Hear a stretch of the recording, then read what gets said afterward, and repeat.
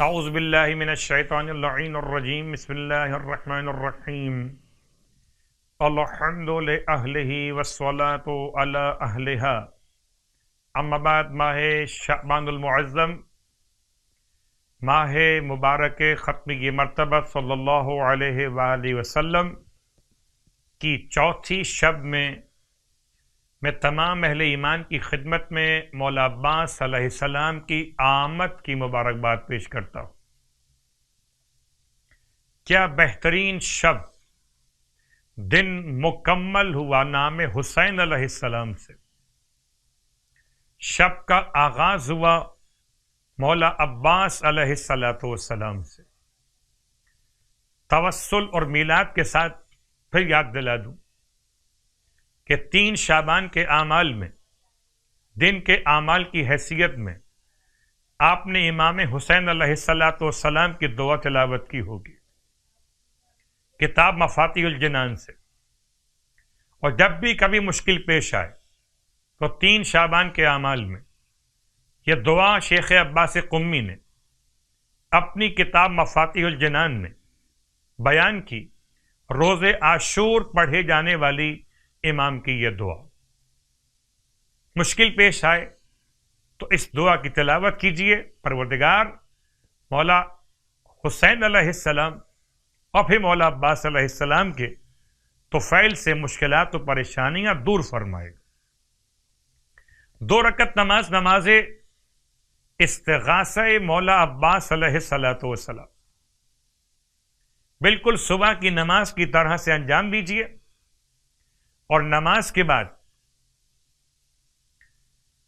مولا عباس علیہ السلام کا استغاثہ کرنے کے لیے اول اور آخر 133 مرتبہ درود کی تلاوت، اور درمیان میں اتنے ہی مرتبہ یعنی 133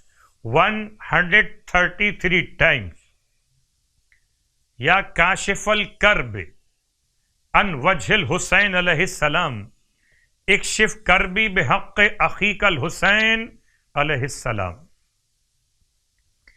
ماہ شعبان کے مشترکہ اعمال میں پورے مبارک مہینے میں 1000 مرتبہ مکمل کیجئے ذکر کو، لا الہ الا اللہ ولا نعبد الا ایاہ مخلصین لہ الدین ولو کرہ المشرکون۔